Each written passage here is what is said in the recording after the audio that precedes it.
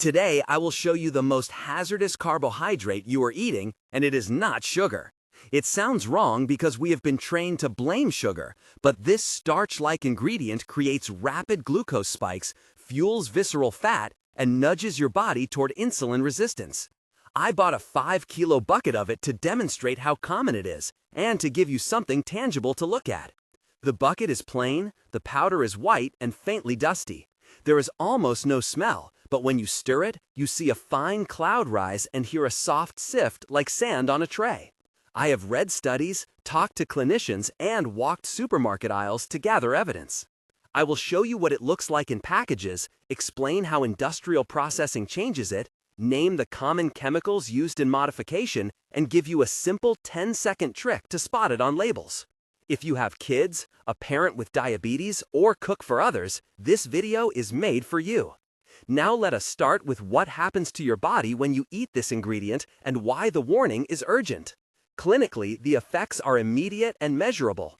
When someone swaps whole food carbs for ultra-processed products containing modified starch, the blood glucose curve becomes a steeper hill. In one study, researchers measured glucose and inflammatory markers after meals and saw marked spikes and increased markers of inflammation and oxidative stress.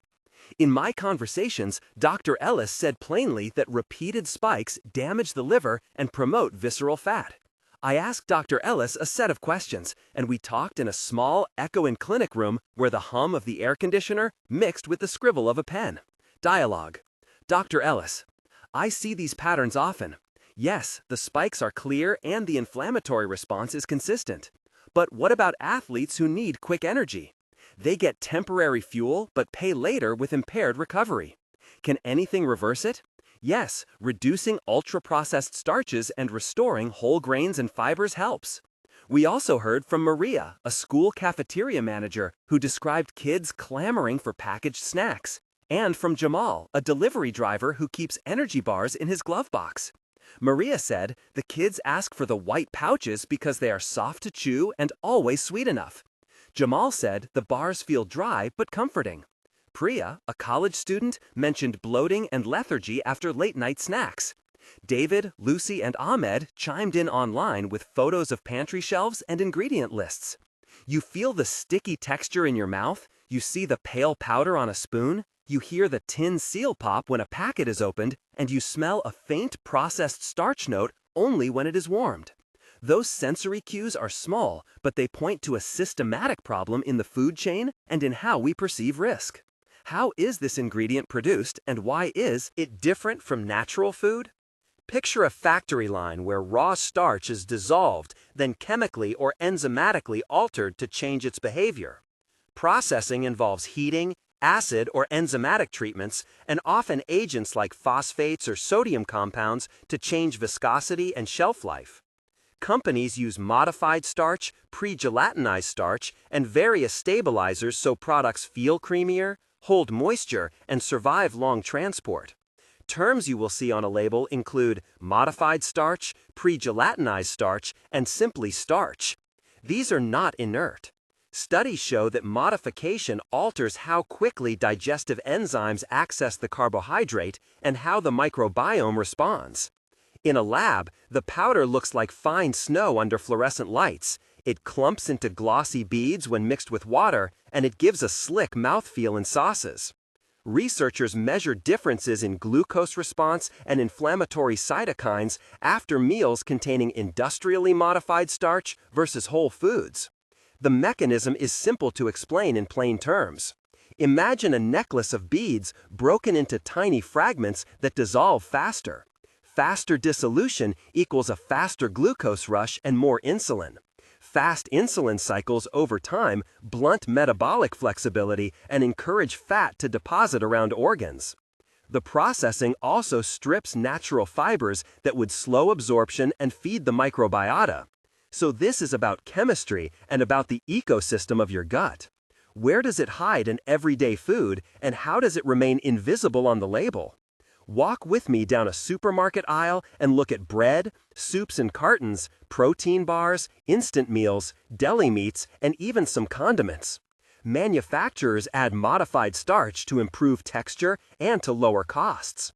You will find it in products labeled reduced sugar, in gluten-free alternatives, in baby foods, and in many frozen dinners. A typical product may list starch within a long ingredient string under headings like ingredient or stabilizer. It is often subsidized indirectly through commodity subsidies that make these carbs cheaper for manufacturers, so they appear in many ultra-processed items. In a practical demonstration, I pull 2 packages and point to the ingredient list. Read labels from right to left and look for words like modified, starch, pre-gelatinized, and hydrolyzed. If the product lists more than 10 ingredients and several are chemical-sounding names, it is likely ultra-processed. In the store, the fluorescent lights reflect off glossy packaging. The rustle of plastic and cardboard fills the air, and you can smell a faint blend of heating oil and fried aromas from nearby counters. To make this even more concrete, I asked Rosa, a parent, to bring 3 packets from her pantry. She opened them and placed them on a counter, and we filmed the fine white dust, the clink of spoons, and the way each sample thickened slightly when water was added. These small sensory clues reveal a bigger story about invisible modification. The scale of the problem is large and solvable.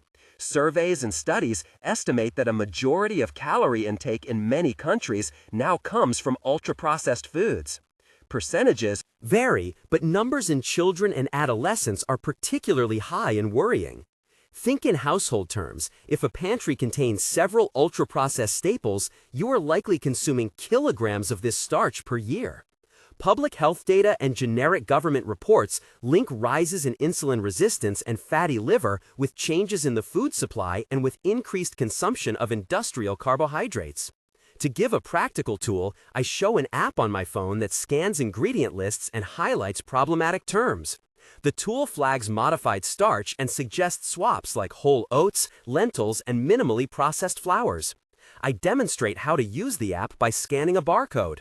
The screen lights up, the app reads the ingredient line, and a red flag appears next to modified starch and preservative. This is actionable. You can use a 10-second label check while shopping. Look for short ingredient lists, prioritize whole ingredients you recognize, and choose products where starch does not appear in engineered forms. I also present a short community checklist for families. Maria, Jamal, Priya, David, and Lucy agreed to test it and reported reduced bloating and steadier energy within 2 weeks. Ahmed, Rosa, and a neighbor named Sam replaced some snacks with whole fruit and noticed kids eating more apple slices and fewer packaged bars. These community examples show individual and collective change is possible. In conclusion, what seems innocent on a label can be a driver of silent inflammation and metabolic risk.